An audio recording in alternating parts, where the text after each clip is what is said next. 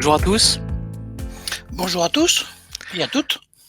bienvenue donc à ce deuxième rendez-vous à Advent que nous proposons dans le cadre des présentations du projet démonstrateur Olympie. Nous allons aujourd'hui aborder dans un premier retour d'expérience qui traite des bonnes pratiques et des étapes clés dans la mise en place d'un processus BIM, ainsi que les points techniques incontournables dans Archicad pour sereinement conduire un projet de ce type-là. Tout d'abord, je vais faire un rapide point sur le contexte du projet. Donc, il s'agit d'un projet démonstrateur Olympie, qui est un projet du plan BIM 2022, piloté par ADN Construction et porté par l'USH, l'Union sociale pour l'habitat, et Procivis, qui est également le maître d'ouvrage de ce projet. Donc, c'est une opération de promotion privée de 36 logements collectifs à Chartres, et qui est conduit donc plus précisément par Pierre et Territoire, une filiale de Procivis Eure-et-Loir. L'architecte de l'opération, donc Yannick Mouton, est à la fois adhérent de l'UNSFA et utilisateur d'Archicad depuis maintenant plusieurs années. Et Advent a accompagné ce projet donc à plusieurs niveaux. Tout d'abord en participant activement à la définition des objectifs et à leur mise en œuvre avec l'équipe projet du démonstrateur qui a été pilotée par Christian Herreria. Et ensuite, en accompagnant à la fois la maîtrise d'ouvrage dans la formalisation des attendus de ce projet, donc en l'occurrence ici un dossier de consultation des entreprises BIM, au travers notamment de la rédaction donc de la convention BIM et des annexes. Et enfin, Advent est intervenu également en accompagnant la maîtrise d'œuvre, une maîtrise d'œuvre qui est constituée de TPE et PME du territoire, hein, adhérentes à la fois à l'UNSFA, au SINOV ou au Syntec. Dernier point, notez que le projet DCE numérique BIM a fait l'objet de contributions d'acteurs d'organisations professionnelles, donc que sont l'INTEC, la FFB et la CAPEB. Donc pour vous présenter ce rendez-vous qui traite des bonnes pratiques, je suis accompagné aujourd'hui par François Favier, avec qui on verra le détail des différents ateliers pédagogiques. Bonjour. Donc ces ateliers pédagogiques ont la particularité d'avoir été menés en situation de projet. C'est une approche un peu particulière qu'on a développée et mis en œuvre pour plusieurs raisons, mais l'un des facteurs a été évidemment la situation sanitaire particulière. Et finalement, c'est un format qu'on a adopté et largement diffusé maintenant, qui est celui d'ateliers ponctuels, courts et adaptés évidemment aux besoins en termes de projet. Ça a été possible également parce que nous accompagnions à la fois la maîtrise d'ouvrage et l'équipe projet, mais aussi le processus BIM, son déploiement, sa mise en place et l'animation, hein. Donc on a joué un rôle de facilitateur dans ce cadre-là. Pour ma part, je vous présente maintenant le détail, hein, de la mise en place de ce processus BIM dans l'opération. Donc tout d'abord, donc l'agenda de nos présentations. Je vais présenter un volet rapidement un volet sur la cartographie en utilisant une notation qui s'appelle le BPMN pour Business Process Notation. Donc oui, bon, je vais pas le traduire parce que j'ai pas la tête à ça, mais donc c'est la notation de processus, hein, c'est la manière dont on cartographie un processus. Ensuite, je vais vous présenter la manière dont on a mis en place la plateforme BIM du projet, en l'occurrence BIMtrack ici, et puis comment on a pu nourrir et animer le processus BIM au travers de la plateforme, mais surtout au travers des notions revue de maquette et revue de projet que je vous détaillerai un peu plus en avant. Euh, François vous présentera donc au travers d'Archicad l'outil de substitution graphique, donc un outil d'autocontrôle indispensable dans un processus BIM également. La notion de classification, donc qui est vraiment l'épine dorsale de l'information, c'est-à-dire que c'est la manière dont on va finalement identifier les différents composants et puis leur faire porter de l'information au travers du dernier volet de l'agenda, donc les propriétés, et avec lesquelles donc on verra avec François comment intégrer et lier des données au travers des maquettes qu'on va pouvoir exploiter ensuite pour la constitution, encore une fois, de ce DCE BIM qui devait donc qui doit permettre aux entreprises de pouvoir faire des extractions significatives de quantités qualifiées, hein, à partir des maquettes numériques et des objets qu'elles contiennent. Donc tout d'abord, le projet a démarré par une définition des objectifs. L'objectif étant celui du démonstrateur, qui était le mettre en place un DCE BIM. Donc mettre en place un DCE BIM, il y a pour ça des prérequis.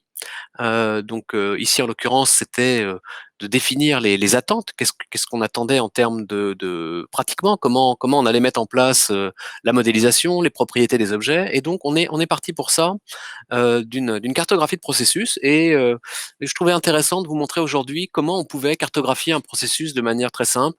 Il y a pas mal d'outils disponibles. Certains sont gratuits, ce que je vais vous montrer très rapidement aujourd'hui en vous présentant un outil qui s'appelle YED, hein, qui est un outil que vous pouvez trouver, qui est un shareware ou un freeware. Je ne sais pas exactement, je préciserai ultérieurement, mais en tout cas, donc c'est très simple. Vous démarrez un nouveau fichier évidemment, et dans les menus, on a un menu dédié pardon, au BPMN.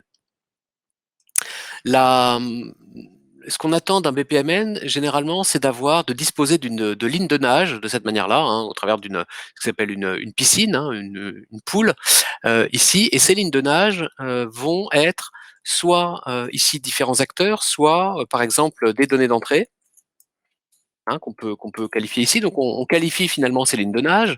On peut ici mettre les contributeurs, par exemple, au centre, et puis les données de sortie. Et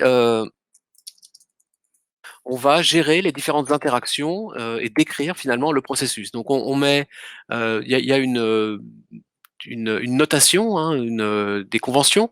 Ici, là, c'est le cercle indique le démarrage, le cercle entouré de rouge indique la fin d'un processus, et puis entre les deux, il y a des actions ici qui sont représentées par ces rectangles-là, des vérifications qui sont des points d'étape généralement qui permettent de diviser des processus en plusieurs étapes. Par exemple, donc on lit ensuite ces points-là, et si on veut revenir à un point ici, vous voyez, on va comme ça repositionner et puis resélectionner les flèches, redéplacer ça pour indiquer qu'il y a une étape de contrôle ici avec la possibilité de remodifier pour, euh, pour, euh, pour mettre en place des processus avant de passer au suivant pour terminer éventuellement le processus.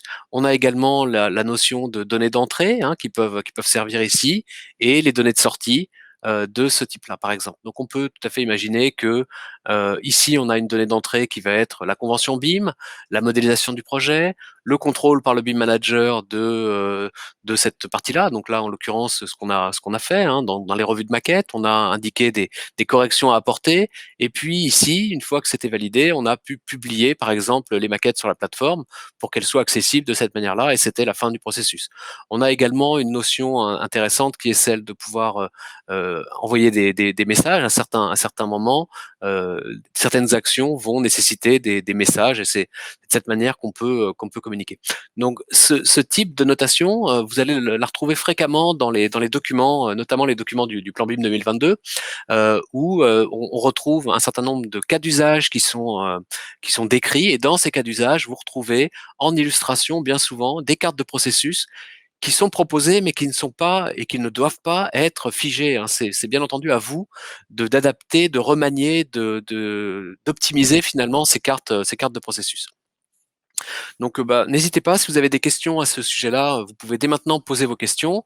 À l'issue de nos présentations, on prendra le temps nécessaire pour y répondre, bien entendu. Donc voilà, le premier point, le premier volet, ça avait été la cartographie des usages qui nous permettait de voir les différentes interactions, les définitions à prévoir, les livrables attendus et leur constitution et la manière dont on allait enchaîner toutes les actions pour arriver à ce DCE BIM. Autre point qui était indispensable, c'est la mise en place de ce qu'on appelle le Common Data Environment. Alors c'est un anglicisme, c'est l'environnement de données commun, l'environnement de données partagées, le CDE, qui est un des points essentiels, un peu trop souvent choisi par défaut, et pourtant c'est un volet qui conditionne énormément la manière dont vous allez collaborer sur un projet. C'est ce qui va structurer. Donc on a aujourd'hui encore dans les projets BIM quasiment systématiquement des armoires à plans. Mais ces armoires à plans vont induire finalement des processus très classiques. On va être malgré tout en mode séquentiel, puisqu'il va falloir aller télécharger, prendre ce qui a été téléchargé, prendre en compte, modifier son projet, republier sur la maquette, etc. Donc ce volet-là, avec tout le processus de validation, de visa et autres, reste toujours d'actualité, bien entendu, mais on a constaté qu'il était intéressant de compléter ce CDE par une plateforme BIM Projet qui, elle, permet de casser un peu à la fois les silos d'information et surtout de réduire la séquentialité de la conception du projet. Et donc on a mis en place et on est intervenu là-dessus sur l'animation de la plateforme BIM. Avant d'animer la plateforme et de configurer la plateforme, il a fallu bien entendu déterminer quelles étaient les étapes à inclure, à prévoir pour pouvoir s'inscrire dans le calendrier, dans le planning de l'opération. Donc alors ça a l'air, enfin bon, c'est un planning de Gantt assez classique, c'est pas très complexe. L'idée c'était de savoir qui allait produire quelle maquette à quel moment, quel contrôle allait être fait sur quelle maquette et à quel moment, et ça avant de passer à la suivante. Et donc tout cet enchaînement-là est ce qu'on appelle finalement de la revue de maquette. Il y a eu pas mal de revues de maquette, c'est-à-dire on a une pré-publication qui est faite de la maquette par l'architecte et les différents bureaux d'études. Nous contrôlions Advent ces maquettes pour avoir un accompagnement plus vraiment dans un rôle de facilitateur, c'est-à-dire de dire tiens ben là la classification, la modélisation, tel et tel point sont à revoir. Et donc on a mené autour de ces sujets, de ces différents sujets, des actions pédagogiques, parfois très simples, hein, il suffisait d'expliquer par un coup de fil, parfois on a dû aller un peu plus loin, et c'est là que François est intervenu auprès de l'architecte notamment pour lui expliquer certains points et lui permettre d'aller plus loin par rapport aux attentes qu'on avait. Donc, ce qui est intéressant de voir, c'est que dans ce processus de contrôle, parfois certains sujets n'étaient pas des sujets de problématiques de modélisation uniquement, mais on avait vraiment des problématiques projets qui ont pu émerger de temps en temps. Donc, c'est important que les plateformes soient en mesure de filtrer, trier, taguer ou documenter correctement les sujets pour pouvoir ensuite effectuer des filtres et aborder certains sujets à certains moments de manière à ne pas tout avoir dans un flux continu et complet. Euh, donc la plateforme BIM du projet, ici il s'agit de la plateforme BIMTrack. Je vais vous présenter la manière dont on a configuré cette plateforme-là. Donc ça nous a permis de mettre en place un tableau de bord et des rapports réguliers. Donc le principe de cette plateforme ici, alors là, pardon, ici. Donc j'arrive sur un hub. Ici, on a tout d'abord invité l'ensemble des utilisateurs, l'ensemble des contributeurs et puis des observateurs, parce que c'est un projet démonstrateur pour lequel il y avait pas mal d'observateurs également. Donc ils ont tous été invités avec la possibilité de commenter ou de visualiser certains des sujets. Ensuite, donc dans les projets, on a un projet principal et puis quelques branches de projets, puisqu'il y a eu parallèlement au projet Olympide des expérimentations. Ici, par exemple, une qui a été menée par les ITC. Revenons donc sur le projet. On est maintenant dans le projet et on a une vision du tableau de bord qui indique les questions qui sont en cours sur le projet, les différentes actions. Tableau de bord, donc on voit que hier il y a eu quelques activités puisque avec François nous avons préparé la présentation d'aujourd'hui, donc on le voit apparaître ici. L'idée de cette plateforme, c'est de regrouper dans un endroit, un lieu unique, l'ensemble des sujets qui ont été abordés dans le projet. Donc on voit que ici, dans ce démonstrateur, on a eu pour la phase en question 234 questions. Ces questions, si j'en prends une par exemple ici, bah, sur alors peut-être pas celle-ci, mais sur voilà, la modélisation du balcon, vous voyez, je peux avoir le détail ici. Donc c'est un sujet, vous voyez, Christian avait fait un commentaire ici. Ce sujet avait été assigné au bureau d'études structure ici. La couleur vient d'un réglage qu'on a fait parce que les typologies de questions, on a réglé des typologies, on a pré-réglé des typologies qui fait que les sujets, vous voyez, on a un choix, des listes de choix qui permettent de documenter le sujet. Donc ici, il s'agissait d'un sujet lié à de la modélisation, donc c'est un sujet de entre guillemets qualité BIM. Pour la zone du bâtiment, la phase en cours, etc., etc. Donc la manière dont on travaille, c'est que dans les paramètres du projet, finalement, on va déterminer un certain nombre d'attributs qui seront pré-renseignés et qui vont permettre ensuite aux différents utilisateurs de documenter leur sujet pour communiquer finalement et assurer une traçabilité du projet. La traçabilité, on l'a fait, on a eu deux manières de suivre ces sujets-là. La première, c'était par l'édition de rapports. Alors là, ici, on n'a plus que 234 sujets sur le projet, mais c'est assez fréquent d'avoir jusqu'à plusieurs milliers de sujets sur un projet. Donc, c'est vraiment important d'avoir une structuration forte de la manière dont on va gérer, filtrer, attribuer et suivre ces sujets-là. Et donc, on a, par exemple, la possibilité de mettre en place des filtres. Et vous voyez, là, j'avais un filtre pour la session de coordination du 9 octobre qu'on a menée. Et donc, en imprimant, on avait la possibilité d'imprimer et de diffuser à l'ensemble des utilisateurs les questions.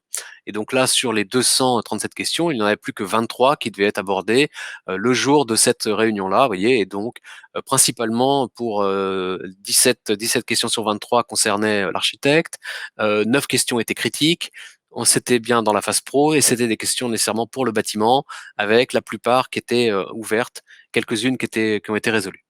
Et après, on a bien entendu le détail de l'ensemble des sujets avec, par exemple ici, des méthodes de terrassement, de l'accessibilité des toitures terrasses pour le CSPS, des sujets d'interface entre architecture et structure sur évidemment des poutres retroussées, des choses comme ça, vous voyez. Et on a l'ensemble de ces sujets-là qui ont été remontés.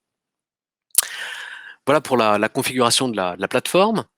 Euh, Je reviens donc sur ma présentation. Donc on a vu donc la partie tableau de bord, les questions ici avec le nombre de questions du projet, l'incrémentation, ce qui permet de voir sur une ligne de temps que le nombre de sujets augmente. C'est assez logique, c'est cumulatif.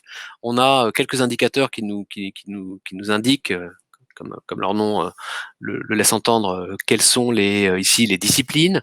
Et puis on a des captures d'écran mais aussi, c'est vrai que je ne l'ai pas montré, je vais corriger ça tout de suite, la possibilité au travers de ces rapports, donc là si j'imprime encore une fois ce rapport, je l'avais ici, vous voyez, on a des hyperliens, pardon, voilà, je vais arriver sur le rapport ici, vous voyez, on a des hyperliens qui nous permettent de recontextualiser, si par exemple je choisis ici l'accessibilité des toitures, en cliquant sur ce point-là, je suis envoyé sur le sujet avec les différents commentaires et l'historique qu'il peut avoir, et puis la possibilité de voir dans la visionneuse directement ce sujet-là, et donc on a une vue enregistrée et une visibilité des maquettes qui apparaît. Donc ça charge ici, voilà, on voit la liste des sujets apparaître sur la partie gauche de l'écran et les maquettes qui se chargent, donc c'est à quelques secondes. Ouais, on filtre l'ensemble des sujets et voilà, on a la vue ici qui était sur cette crinoline. On voit dans la capture d'écran ici qu'il n'y a pas de crinoline. En revanche, pardon. En revanche, si je reviens vers l'arrière, elle était bien dans l'indice de maquette ici, donc ça bien un sujet qui a été corrigé. Si j'affiche la dernière maquette, celle du 17 décembre, on va voir apparaître cette crénoline. Je rezoome. Et donc elle est ici et on peut revenir à la version antérieure dans la gestion des révisions. Si je viens dans la version d'août par exemple, ici et que j'applique, vous voyez, on n'avait pas de crénoline, donc on a aussi la traçabilité des évolutions qui peut apparaître de cette manière-là. Donc l'accompagnement projet qu'Apvent a proposé était donc d'animer, c'est-à-dire de publier sur la plateforme les différentes maquettes avec deux objectifs. Le premier, c'était de s'assurer que les maquettes seraient cohérentes entre elles, qu'elles soient aussi avec le moins d'erreurs possible, parce que les entreprises, l'objectif, je le rappelle, de DCE BIM était que les entreprises puissent utiliser la maquette pour extraire des quantités. Donc il fallait que les quantités soient justes, que lorsque on sélectionne un objet qui soit une dalle de balcon, qu'on sache bien qu'il s'agit d'une dalle de balcon et que ce soit pas un mur, parce que certaines routines d'extraction de données n'ont pas forcément d'intelligence, on n'a pas forcément un retour visuel, et donc il est important de pouvoir identifier correctement ces points-là. Donc nous sommes chargés de faire ces contrôles-là, d'assigner les différentes problématiques aux différents acteurs de manière à ce qu'ils les traitent. Ici, vous voyez, je vais vous remontrer sur la plateforme. Donc, je vais venir sur le volet questions ici. Donc là, je vais afficher l'ensemble des questions du projet, mais je vais filtrer uniquement les sujets qui ont trait à la partie qualité BIM.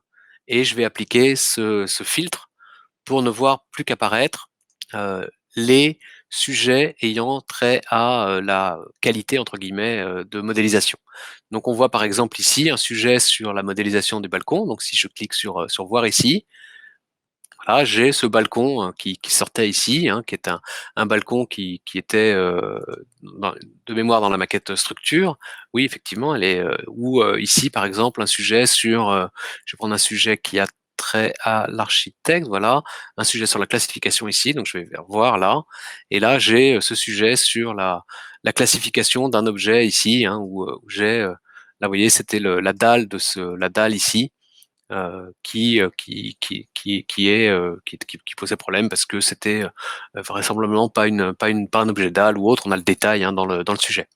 La logique est un peu celle-ci. Si je veux par exemple alerter voilà François sur la modélisation de ce balcon ici, ce que je vais faire comme ça François pourra vous montrer comment ça arrive dans Archicad. Donc je localise ma question ici en positionnant mon curseur. BIMTrack me permet de faire une capture d'écran. Hein, c'est le concept. Ici, donc je vais pouvoir annoter ma capture d'écran de cette manière-là, ici, et indiquer ici, donc c'est un sujet sur la modélisation. Euh, revoir la modélisation balcon quart de corps. Voilà, donc le statut est ouvert, c'est un type, c'est une question de qualité, hein, je ne pense pas avoir de sujet de modélisation. La discipline ici, c'est l'architecture, et puis je vais l'assigner à François, ici, voilà, pour qu'il nous montre un peu comment il va pouvoir travailler ce sujet-là et comment ça s'affiche. Donc c'est le sujet ici qui est affiché. Voilà, ça c'est la partie accompagnement donc c'est l'assistance à la constitution des maquettes. Donc on a non seulement fait cette vérification, mais on a aussi accompagné la maîtrise d'œuvre pour leur expliquer qu'est-ce qu'il y avait derrière et quelles étaient les mesures correctives à prendre, puisque je le rappelle, hein, les acteurs modélisaient, enfin avaient une maîtrise de l'outil pour la partie modélisation, mais pas nécessairement dans un objectif de collaboration. Donc c'était vraiment, ils étaient en BIM qu'on appelle le BIM niveau 1, c'est-à-dire une utilisation pour produire leurs livrables 2D, mais les livrables étaient 2D et peu d'échanges de maquettes avaient été faits entre les différentes maîtrises d'œuvre. Donc on a mené aussi ce travail pédagogique dans ce qu'on appelle des revues de maquettes. Ces revues de maquettes qu'on a fait, on a fait à la fois revue de maquette et revue de projet, et ça, alors contexte oblige, hein, on a beaucoup conduit ce type de revue de maquette au travers de sessions à distance. Hein. Ici, ça devait être un Zoom ou un Skype de cette revue de maquette où on balaye les différents sujets en indiquant le sujet de 148, là, bah oui, il faudrait que tu fasses ceci ou cela, ou que tu me confirmes ceci ou cela. Et c'était vraiment des sujets de maquette. Lorsque c'était des sujets de revue de projet, là, on avait cette fois-ci architecte, maîtrise d'ouvrage, ensemble des bureaux d'études qui discutaient de certains sujets. Donc, ça a été fait partiellement avec les maquettes numériques, mais ça a été aussi fait parfois avec encore de processus plus classiques de superposition 2D 3D. Hein, on est sur un processus encore hybride, mais malgré tout, on a eu une large utilisation de ces maquettes numériques. Je vais maintenant passer la parole à François qui va vous présenter donc les différents ateliers pédagogiques en situation opérationnelle qu'on a pu mener avec Yannick Mouton. François, je te laisse la parole, c'est à toi. Bien, ben merci Gabriel. Donc, comme le disait précédemment Gabriel, c'est vrai que c'est bien de pouvoir annoter une maquette pour vérifier les différentes problématiques. Effectivement, ces annotations peuvent se chiffrer par centaines, voire par milliers. Si on peut les limiter un petit peu à l'avance, c'est quand même plutôt pas trop mal. Une autre chose, on parle du BIM niveau 1, ça fait quand même des années et des années qu'avec des logiciels dignes de ce nom, on peut faire très facilement une maquette. Une maquette, on va la vérifier, on va l'organiser. Archicad a plein d'outils pour vérifier ce genre de fonctionnalité. Par exemple, donc ce que Gabriel vous expliquait, enfin ce dont Gabriel vous parlait, ce sont les substitutions graphiques. Il y en a un certain nombre de bases dans Archicad, on peut les modifier vraiment en long, en large et en travers pour des réglages bien spécifiques pour pouvoir aller chercher la vérification de cette maquette. Par exemple, dans les pré-réglages de base d'Archicad, la vérification de la nature structurelle des éléments. Est-ce que les éléments sont porteurs, non porteurs, non définis? Alors, c'est pas forcément le rôle de l'architecte, mais ça permet comme ça, d'entrée de jeu, de voir que, sans avoir fait attention aux réglages de base, malencontreusement, je vais vérifier et je vais me rendre compte que la plupart de mes murs de façade, qui sont normalement une façade porteuse, n'a pas été correctement définie. Est-ce que c'est du rôle de l'archi ou pas? Ça, c'est une autre une question, mais on peut vérifier ce genre de choses. Par exemple aussi, de base, dans des propriétés qui sont là aussi natives dans Archicad, je pourrais aller vérifier toute la partie tenue au feu du bâtiment avec des règles de substitution très faciles à mettre en place. Et donc, ce sont ces règles et ces repérages que l'on a fait avec Yannick Mouton pour voir que sa maquette, architecturalement parlant, il y avait très peu de problèmes dessus. C'était juste une petite problématique de re-réglage de certains éléments. Donc, je vous parlais précédemment de la classification. Eh bien, on a fait des règles pour vérifier si ces éléments étaient correctement classifiés ou pas. Donc là, par exemple, tout ce qui est en gris, a priori, c'est les éléments qui ont été classifiés. Tout ce qui est en vert, ce sont des éléments qui n'ont pas été classifiés ou pas forcément dans la bonne classification. Ce projet, Yannick Mouton l'a commencé dans une version antérieure aux dernières versions d'Archicad, de telle, je crois, une version 20 ou 21. Donc certains éléments ont peut-être été classifiés. Si je prends cet élément, qui est en fait une dalle, une grosse dalle qui est là juste pour faire la représentation d'un petit bâtiment.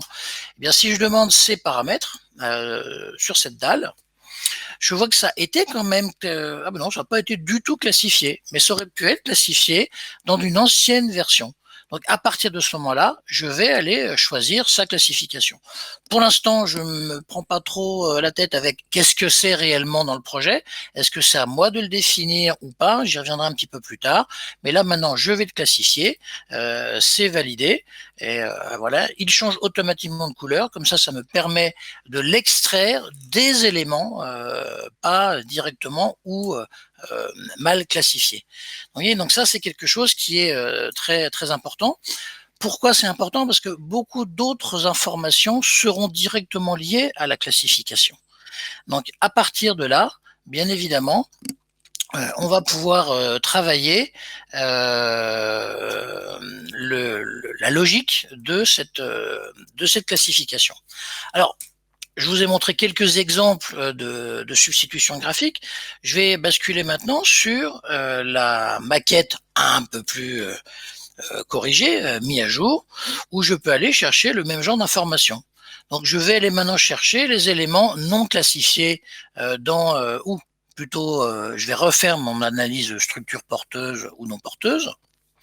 Donc bien évidemment, la maquette a été envoyée, des remarques ont été faites, mais on a pu définir aussi certaines règles que Yannick Mouton a modifiées bien évidemment avant d'envoyer sa maquette, parce qu'il est archi, il savait que ses voiles de façade étaient porteurs. Alors oui, il peut y avoir quelques erreurs par-ci par-là. Vous voyez, si je prends ici mon mur de soutènement, voilà, ça fait partie des petites choses que l'on peut, qui passent des fois à la trappe. On n'a pas forcément vu l'intégralité. Là, c'est la même logique. Je prends cet élément, je viens lui demander ces informations et directement, puisque mon élément est censé, vous voyez, être porteur, je sais qu'il faut que je le définisse. Voilà, et directement dans ma règle de visualisation, mon élément retrouve bien évidemment sa bonne nature. Donc vous voyez, c'est comme ça très, très simple à mettre en place. Je peux regarder les autres réglages. Je vous avais montré le contrôle de la résistance au feu. Donc je vais aller voir si c'est réglé. Et on va se rendre compte que, en fait, non. Tout simplement parce que c'est peut-être pas du tout dans la mission de l'archi de régler ces éléments de tenue au feu ou classe acoustique. Tout va dépendre bien évidemment de sa mission. D'accord. Maintenant, sans que ce soit forcément lié à sa mission, dans le modèle de base, pas, une porte palière d'appartement, je crois classiquement, ça doit être coupe-feu une demi-heure, hein, si je dis pas trop de bêtises. Eh bien, si la porte est déjà réglée, j'aurais même pu à m'en occuper. Dès que je vais mettre ma porte palière, je sais qu'elle sera coupe-feu une demi-heure. Vous voyez, c'est que du travail préparatoire pour gagner du temps et avoir une maquette. Je vous dis, les 20 à, allez, les 5 à 20 ou 15% de travail supplémentaire peuvent encore être véritablement réduits si les éléments sont bien prédéfinis à l'avance avec ce qu'on appelle dans l'archicad des favoris, donc des pré-réglages tout faits. Eh bien, la maquette numérique sera beaucoup plus exploitable et peut-être que le travail supplémentaire ne sera que de allez, allez, 10% de travail en plus pour que la maquette soit la plus efficace possible. Donc, je vais continuer pour aller voir par exemple les éléments qui ont été cette fois-ci aussi classifiés.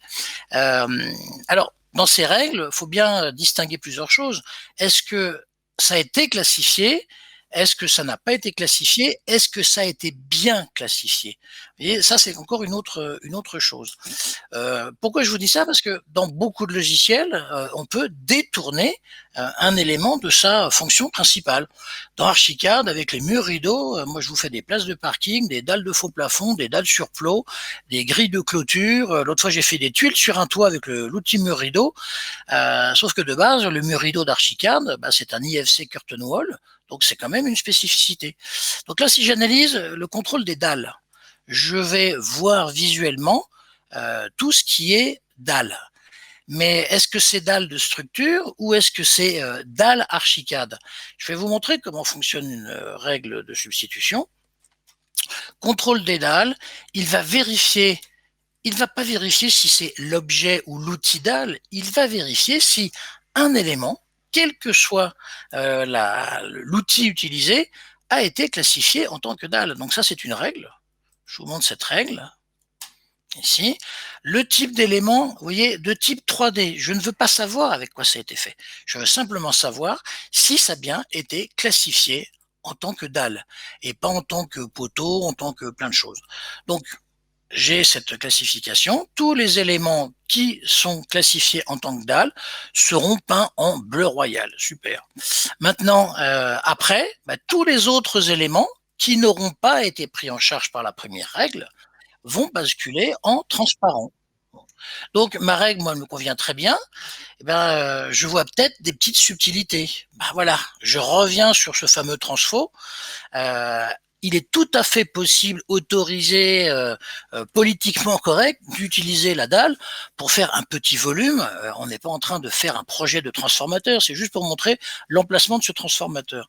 Sauf que, et là, oui, c'est un peu de la responsabilité, entre guillemets, de l'archi, c'est au moment où dans un outil, on détourne sa fonction principale, il faut lui dire ce que c'est. Voyez, ça a été classifié en tant que Archicad 21 DAL. Bon, et bien cet élément-là, on va prendre les nouvelles classifications. Et ça va être quoi une classification? Ça va être un élément. Alors là, j'insiste sur un petit point.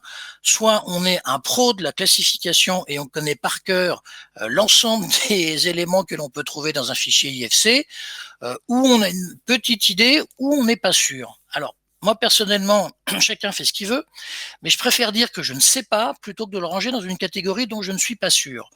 Donc, dans le moins efficace cas de figure, cet élément, c'est ce qu'on appelle un volume. Et vous avez quelque chose qui est assez marqué dans les volumes ou dans les éléments, c'est le fameux élément de construction non défini. Vous avez toujours ça, c'est le fameux building élément proxy qu'on trouve dans beaucoup de maquettes justement qui n'ont pas été classifiées. Je ne sais pas exactement dans quelle catégorie il faut que je range ce truc-là. Il ne faut pas hésiter. Il faut le ranger dans cette catégorie ici qui arrive à la fin. Voilà. IFC Building Element Proxy. Je ne sais pas ce que c'est, je n'ai pas de honte à dire que je ne sais pas dans quel cas de figure il faudrait que je range cette volumétrie. Après, bien évidemment, on a normalement des aides, des BIM managers ou de la recherche personnelle pour savoir dans quoi on pourrait ranger ce genre d'éléments. Eh bien, je vois éléments géographiques. Voilà, terrain, géométrie du site, c'est pas tout à fait la même chose. volume. Bon, bah, si je prends volume, forme, de toute façon, volume, forme ou élément dont je ne sais pas exactement ce que c'est, on revient à peu près sur la même logique. C'est un building élément proxy. Donc, il y a ça. Maintenant, on espère quand même, et au fur et à mesure, on va apprendre un peu plus de choses. Je prends par exemple cette dalle. Alors, ça a été fait avec l'outil dalle. Je regarde plusieurs informations à ma disposition. C'est dans le cadre finition étanchéité. C'est un matériau gravier, ça fait 5 cm d'épaisseur, donc je sais que ce n'est pas une dalle de structure, mais ça a été quand même considéré comme dalle. Donc là, un petit effort de travail à faire. Ici, je vais classifier ça correctement.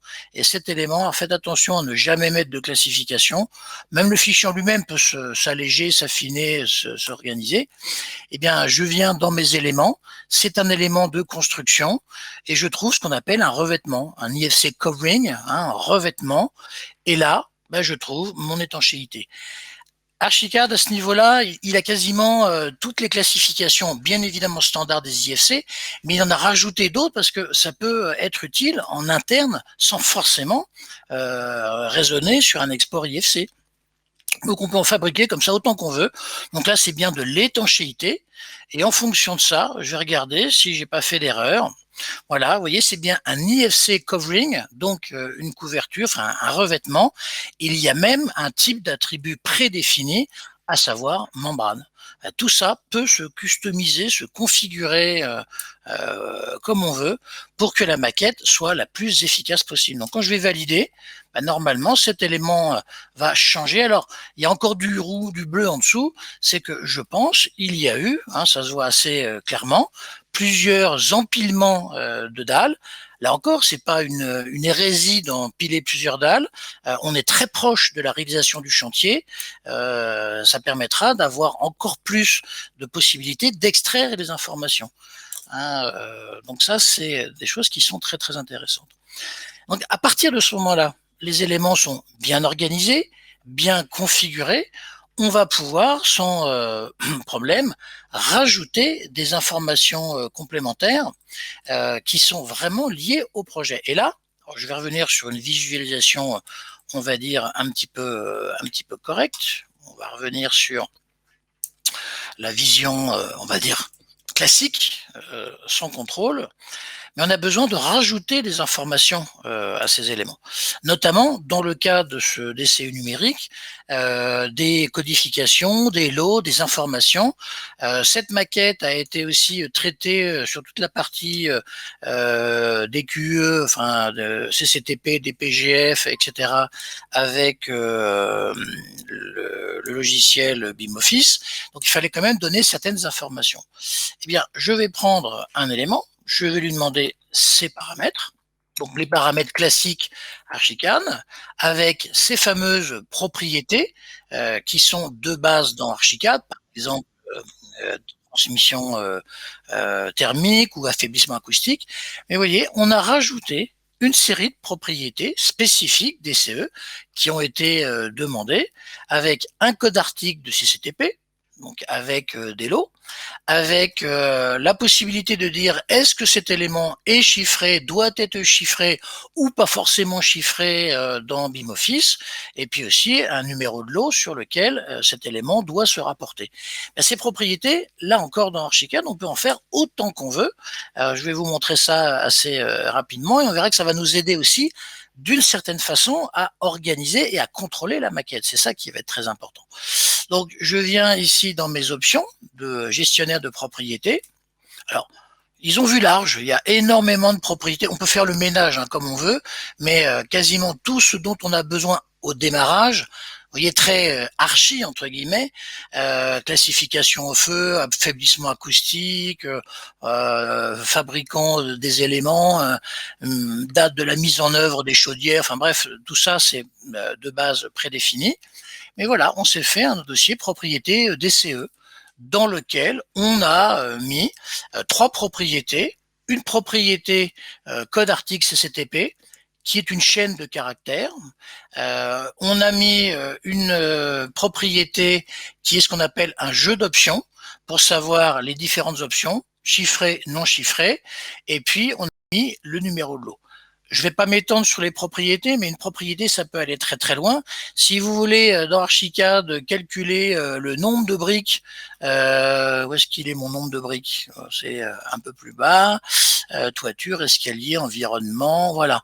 Je prends un mur en briques, vous avez une propriété qui est une formule de calcul qui va vous donner, sur un peu très schématiquement une macro Excel, le nombre de briques en fonction de votre mur dessiné. Donc on peut aller vraiment très très loin. On peut modifier à loisir. Je vais faire une chose qui n'est pas du tout prévue dans le projet, mais voilà, moi j'aime bien mettre un petit peu mon grain de sel. Ça va être chiffré, par exemple, chiffré. Bon, c'est une propriété, moi personnellement j'aurais mis un E, mais je me trompe peut-être. Chiffré, mais voilà, hors marché. Je sais pas, moi ça peut être un exemple parmi tant d'autres. Okay, donc je valide. Et ce qui va être important, et je reviens sur ces histoires de classification, un élément qui n'est pas classifié, eh ben, il va être disponible pour rien du tout.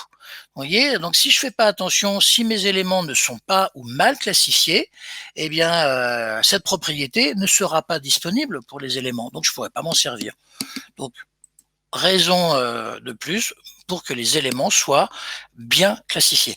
Même si je reviens sur l'élément, le building élément proxy, même si je ne sais pas ce que c'est, il est quand même classifié. Donc, il pourra supporter cette propriété.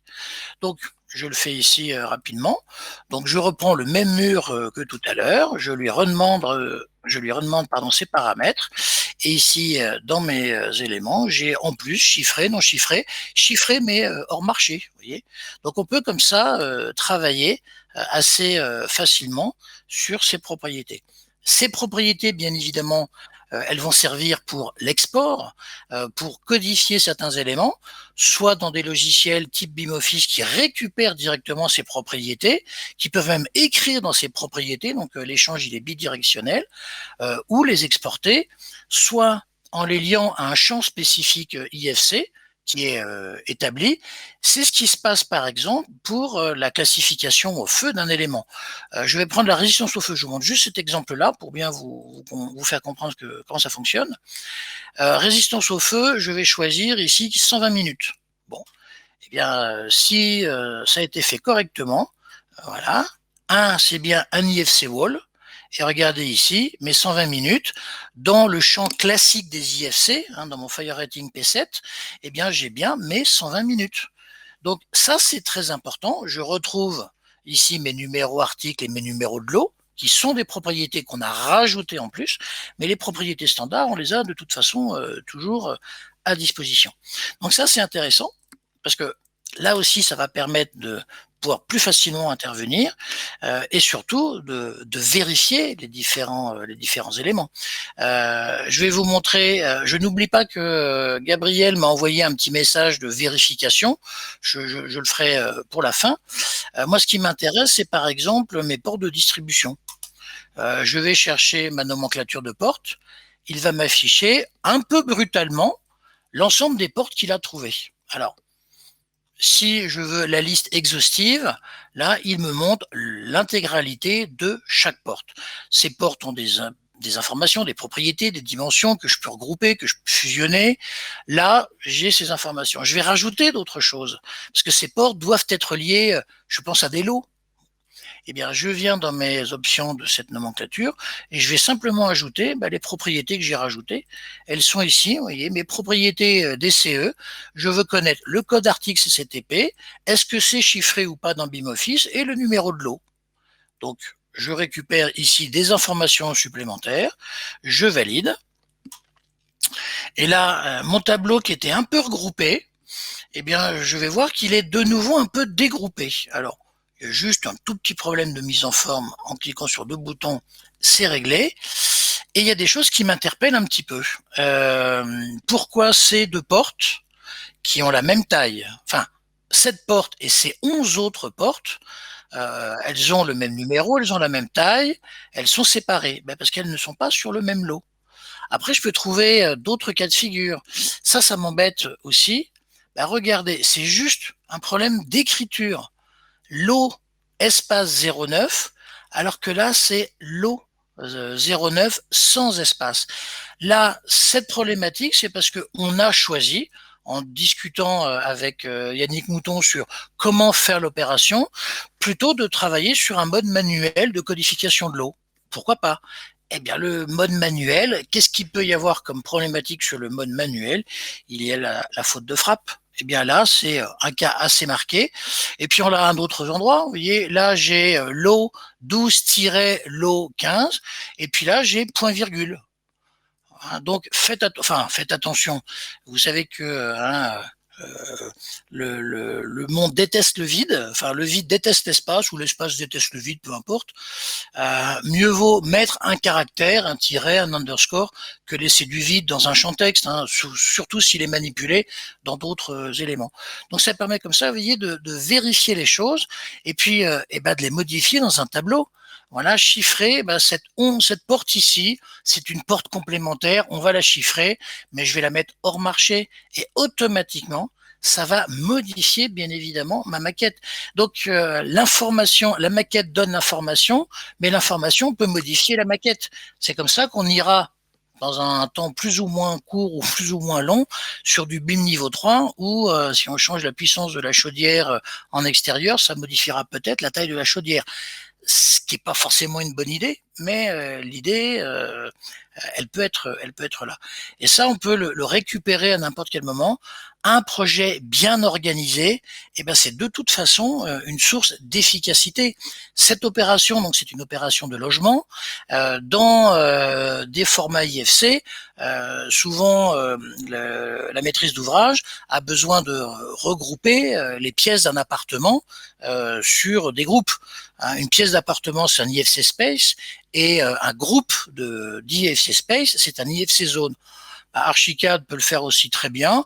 Je vais prendre au hasard, je vais prendre le logement, le gros logement, le lot 22904. Vous voyez, je sélectionne directement ici. Donc ça, ce sont toutes les surfaces que Yannick, bien évidemment, a dessinées, a réglées, a vérifié qui étaient opérationnel aux normes et dans le cahier des charges de la maîtrise d'ouvrage. Eh bien, on peut les vérifier directement sur le plan. Donc là, je les ai isolés. Voilà, il les zoome automatiquement. Donc ça, c'est mon appartement, le 229, etc. Eh bien, en allant plus loin dans l'organisation de cette maquette, vous voyez que faire du BIM, quand on a un bon outil, je peux vous dire que c'est quand même relativement très simple. C'est qu'une question d'organisation. Je vous montre ça avant de vous montrer la note que m'a fait Gabriel. Je vais les regrouper. Donc, je vais avoir mes informations IFC, ce qu'on appelle le gestionnaire de projet dans Archicad, qui va me permettre assez facilement d'aller me générer cet appartement. J'ai un peu oublié son nom, c'était le 29, je crois, c'est pas grave. Les zones que j'ai sélectionnées ici, je vais pouvoir facilement les retrouver dans ma hiérarchie. Là, il met à jour ma maquette. Voilà, donc c'est ici, ce sont toutes mes pièces. Et bien, dans ces fameuses zones IFC, qu'est-ce que je vais pouvoir faire? Je vous le fais très rapidement. Je vais me faire un IFC groupe qu'il est en train de me définir, qui va s'appeler, voilà, nom, nouvelle zone, voilà, c'était l'appart, je sais plus, 29 quelque chose, bref, peu importe. Ok, très bien. Eh bien, ces éléments que je retrouve dans ma hiérarchie ici, je les sélectionne, je les glisse directement pour en faire une nouvelle relation dans mon appartement, et directement à l'export de mon fichier IFC, eh bien, toutes mes pièces, voilà, chambre 1, chambre 2, chambre 3, seront regroupées dans l'IFC zone qui est l'appartement 29. Eh bien, ça, c'est très facile à organiser et ça fait gagner énormément de temps. Alors, je vais finir avec la notification. Alors, j'ai reçu par mail normalement la notification de Gabriel. Je viens chercher ma vue. Je ne vais pas utiliser toute l'interface de BIMTrack sur le web. Je vais prendre directement le plug que l'on peut intégrer à Archicad. Je vais sélectionner le projet sur lequel je suis normalement participant. Alors, il y a effectivement les 320 annotations dont Gabriel vous a parlé. Moi, je vais un peu filtrer juste ce qui me correspond. Donc là, il analyse. Je vais faire juste un filtre assigné à moi. Voilà. Je referme. Il faut que je clique sur le bouton appliquer. Voilà. J'ai juste un truc à faire. Donc je m'en sors pas trop mal. Voilà, je vais aller chercher ici. Mais je veux voir l'élément dans mon projet. Donc, vous voyez, il change automatiquement de point de vue. Normalement, peut-être que Gabriel a oublié de sélectionner l'élément, mais c'était une problématique de modélisation. J'ai l'information, je corrige l'information, je peux la noter. J'ai mes petites fonctions ici d'annotation, l'éditer. J'explique un petit peu ce que je vais faire, raconter ou autre. C'est résolu, revoir la modification. Très bien, je fais ma modification, je le préviens, etc., etc. Donc voilà, c'est vraiment l'échange rapide d'informations. Mais à la base, si j'ai un peu moins de choses à vérifier, à régler ou à analyser a posteriori, c'est quand même mieux de le faire dès le démarrage du projet. Donc, bien évidemment, c'est beaucoup plus efficace et beaucoup plus rapide. Bien, ma foi, moi de mon côté, j'ai à peu près vu tout ce que je voulais aborder avec vous. Donc, avec Yannick Mouton, il nous a amené sa première maquette, on a analysé, on s'est vu à distance, on s'est vu en vrai. Il y a eu un moment où on a pu se voir en vrai, et l'échange a été très simple. On n'impose pas forcément une méthode de travail, mais c'est une discussion pour que ça puisse répondre au mieux à la demande un petit peu de tout le monde. Donc, je vais maintenant redonner la main à la présentation. Et je pense que nous allons attaquer la série de questions-réponses. Merci François. Donc effectivement, nous allons prendre vos questions-réponses. Une a été posée concernant la disponibilité des conventions et des cas d'usage BIM par le plan BIM 2022. Donc effectivement sur mon écran, donc je vous présente ce volet-là. Donc je vais juste demander à la régie d'afficher mon écran. Donc vous pouvez aller sur le site du plan BIM 2022. Donc c'est planbim2022.fr. Dans le menu en haut à droite, vous trouvez les valises de sensibilisation. Et dans ces valises de sensibilisation, vous avez la convention BIM avec comprenant donc dans les annexes des usages, y compris donc quelques cartographies de processus tels qu'on va les retrouver. Donc vous n'avez pas manqué de noter qu'on avait eu quelques difficultés lors de la diffusion de cette présentation. Nous allons recevoir vos questions et vos réponses par email de manière à les traiter ultérieurement. Merci encore pour votre patience et votre fidélité à nos événements Advent liés à Olympie. Et je vous dis à très bientôt pour une prochaine présentation. Merci encore. Merci, au revoir et bonne journée également.